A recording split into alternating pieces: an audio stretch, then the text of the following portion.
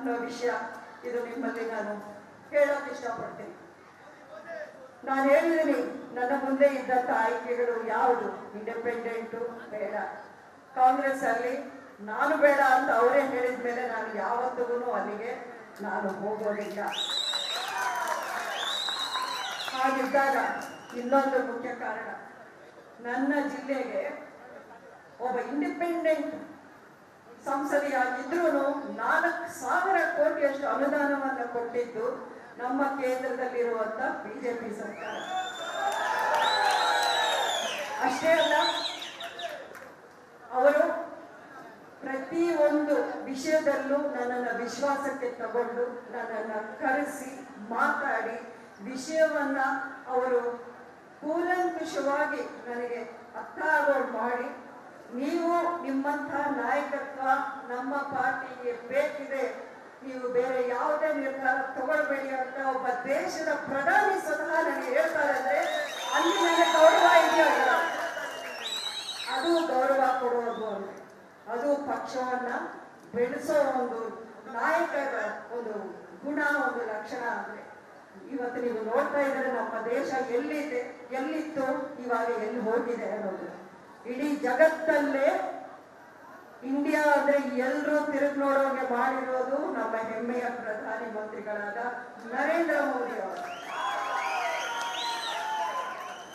ಅವರು ಯಾವುದೇ ಒಂದು ಹೆಜ್ಜೆ ಹಾಕಿದ್ರು ಅಭಿವೃದ್ಧಿಯೇ ನನ್ನ ಮೂಲ ಮಂತ್ರ, ಆ ಮಂತ್ರವನ್ನೇ ಹೇಳ್ಕೊಂಡು ಅವ್ರು ಹೋಗ್ತಾರೆ ವಿನಃ ಅವರು ಯಾವತ್ತೂ ಸ್ವಾರ್ಥ ರಾಜಕಾರಣ ಮಾಡಿದ್ದವರಲ್ಲ.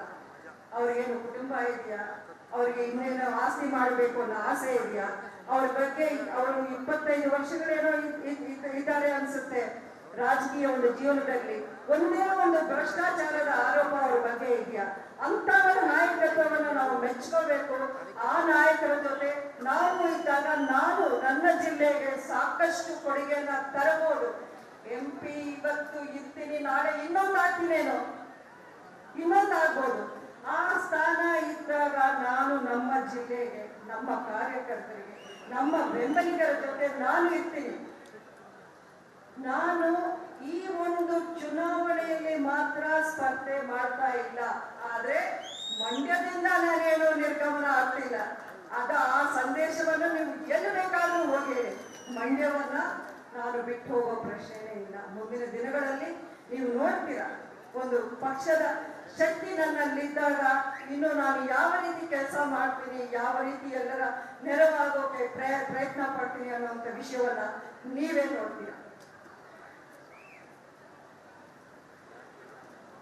ನಮಗೆ ಇವತ್ತಿನ ದಿನ ನರೇಂದ್ರ ಮೋದಿ ಅವ್ರು ಕಾಣ್ತಿರೋ ಕನಸು ಬರೀ ಈ ಒಂದು ಎಲೆಕ್ಷನ್ಗೂ 2029 ಎಲೆಕ್ಷನ್ಗೂ ಅಲ್ಲ, 2047 ಅಂದ್ರೆ ನಮಗೆ ಸ್ವಾತಂತ್ರ್ಯ ಬಂದು 100 ವರ್ಷಗಳ ಕಾಲಕ್ಕೆ ನಮ್ಮ ದೇಶ ಜಗತ್ತಲ್ಲಿ ನಂಬರ್ 1 ಆಗ್ಬೇಕು ಅನ್ನೋ ಒಂದು ಕನಸನ್ನು ಅವ್ರು ಇಟ್ಕೊಂಡಿದ್ದಾರೆ.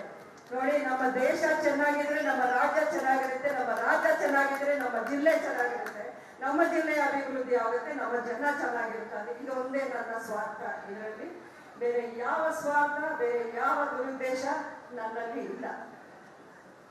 ಎಲ್ಲರೂ ನೀವು ನೋಡುವಾಗೆ MP ಸೀಟೋ MLA ಸೀಟೋ ಸಿಕ್ಕಿಲ್ಲ ಅಂದಮೇಲೆ ಕೋಪ ಮಾಡಿಕೊಂಡು ಪಾರ್ಟಿ ಬಿಟ್ಟೋಗ್ತಾರೆ. ಆದ್ರೆ ಸುಮಲತಾ ಅಂಬರೀಶ್ MP ಟಿಕೆಟ್ನ ಬಿಟ್ಟು ಕೊಟ್ಟು ನಾನು ಬಿಜೆಪಿ ಪಕ್ಷವನ್ನ ಸೇರುವಂತ ನಿರ್ಧಾರವನ್ನ ಮಾಡಿ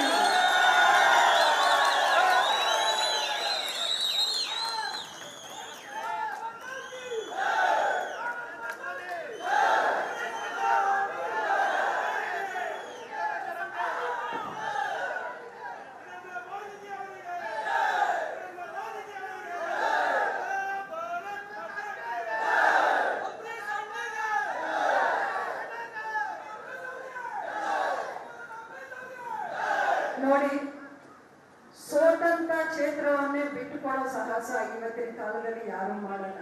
ನಾನು ಇದು ಗೆದ್ದಂತ ಕ್ಷೇತ್ರ, ಅದು ಒಂದು ಐತಿಹಾಸಿಕ ಗೆಲುವು. ಆ ಇತಿಹಾಸವನ್ನ ಯಾರು ರಿಪೀಟ್ ಮಾಡೋಕ್ಕೆ ಸಾಧ್ಯವೇ ಇಲ್ಲ. ಯಾಕಂದ್ರೆ 52 ವರ್ಷಗಳ ನಂತರ ಒಬ್ಬ ಇಂಡಿಪೆಂಡೆಂಟ್ MP ಆಗಿ ಕರ್ನಾಟಕದಲ್ಲಿ ಗೆದ್ದಿದ್ದು ಇದೇ ಮೊದಲನೇ ಬಾರಿ. ದೇಶದಲ್ಲೇ ನೀವು ನೋಡ್ತಾ ಇದ್ದೀರಾ, ಇಂಡಿಪೆಂಡೆಂಟ್ MP ಅನ್ನೋರು ವಿರಲಲ್ಲಿ ನೀವು ಎಣಿಸ್ಬೋದು ಅಷ್ಟೇ. ಆದ್ರೆ ಮಂಡ್ಯದ ಜನ ನನಗೆ ಆ ಗೌರವ ತಂದುಕೊಟ್ಟಿದ್ದಾರೆ. ಪಾರ್ಲಿಮೆಂಟ್ ಎಲ್ಲಿ ಹೋದ್ರು ತಿರುಗಿ ನೋಡ್ತಾರೆ. ಇಂಡಿಪೆಂಡೆಂಟ್ MP ಆಗಿ ನೀವು ಗೆದ್ದು ಬಂದ್ರ, ಒಂದು ಸರ್ಕಾರವನ್ನೇ ವಿರೋಧಿಸಿ ನೀವು ಗೆದ್ರ ಅನ್ನುವಂಥ ಮಾತು ಇವತ್ತಿಗೂ ಕೇಳ್ತಾರೆ. ಅದಕ್ಕೆ ಆ ಗೌರವವನ್ನ ತಂದ್ಕೊಟ್ಟಂತ ಜನ, ಆ ಜನರ ಕೈಯನ್ನ ನಾನು ಯಾವತ್ತೂ ಬಿಡೋಕೆ ಇಷ್ಟಪಡೋದಿಲ್ಲ.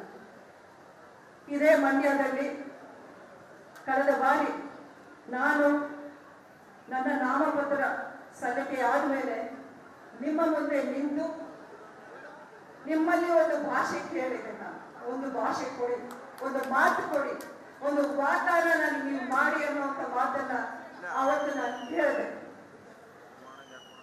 ಆದ್ರೆ ಇವತ್ತು ನಾನು ನಿಮಗೆ ಪ್ರಮಾಣ ಮಾಡಿ ಹೇಳ್ತಾ ಇದ್ದೀನಿ, ಈ ಮಂಡ್ಯದ ಋಣ, ಈ ಮಂಡ್ಯದ ಜನರನ್ನ ಸುಮಲತಾ ಅಂಬರೀಶ್ ಎಂದೆಂದಿಗೂ ಬಿಡೋದಿಲ್ಲ.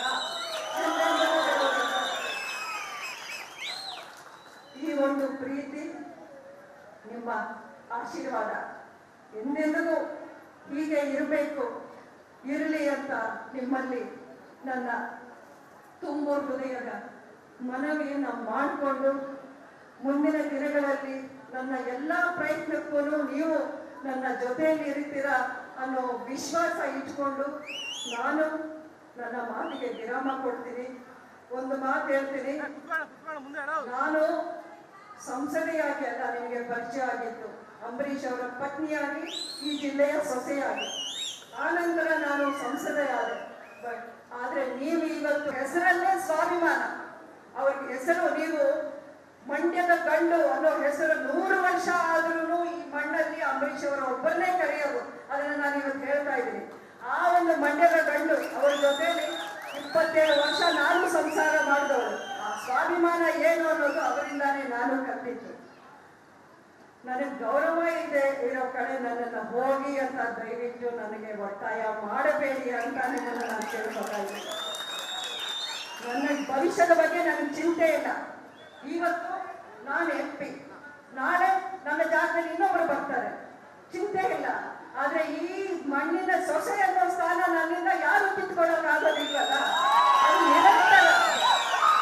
ನಿರಂತರ, ಅದು ಶಾಶ್ವತ. ಅಧಿಕಾರ ಬರುತ್ತೆ ಹೋಗುತ್ತೆ, ಪ್ರೀತಿ ಅನ್ನೋದು ಮಾತ್ರ ಶಾಶ್ವತ. ಆದ್ರೆ ಇನ್ನೊಂದು ನಿರ್ಧಾರ ನಾನು ಏನಕ್ಕೆ ಈ ಸಮಯದಲ್ಲಿ ತಗೊಳ್ಬೇಕು ಅಂತ ಅದನ್ನು ನಿಮ್ಗೆ ನಾನು ಮನವರಿಕೆ ಮಾಡ್ಕೋಬೇಕಾಗಿದೆ. ನನ್ನ ಕಾರ್ಯಕರ್ತರಿಗೆ, ನನ್ನ ಬೆಂಬಲಿಗರಿಗೆ, ನನ್ನ ಜೊತೆಲಿ ಇಷ್ಟು ವರ್ಷ ಏನು ಲೆಕ್ಕಿಸದೆ ಎಲ್ಲವನ್ನೂ ತ್ಯಾಗ ಮಾಡಿ ನನ್ನ ಜೊತೆಲಿದ್ದವರಿಗೆ ನಾನು ಆನ್ಸರಬಲ್ಲೆ, ಅವ್ರಿಗೆ ನಾನು ಉತ್ತರ ಕೊಡ್ಬೇಕು. ಇವತ್ತಿನ ದಿನ ಒಂದು ಪಕ್ಷದ ಚೌಕಟ್ಟಿನಲ್ಲಿ ಅವರ ಆಸರೆ ತಗೊಂಡು ನನ್ನ ಕಾರ್ಯಕರ್ತರಿಗೆ ನಾನು ಶಕ್ತಿ ತುಂಬುವಂತ ಒಂದು ಕೆಲಸವನ್ನು ನಾನು ಮಾಡೋಕ್ಕಾದ್ರೆ ಆ ನಿರ್ಧಾರ ನಾನು ಇವತ್ತು ತಗೊಳ್ಬೇಕಾಗತ್ತೆ.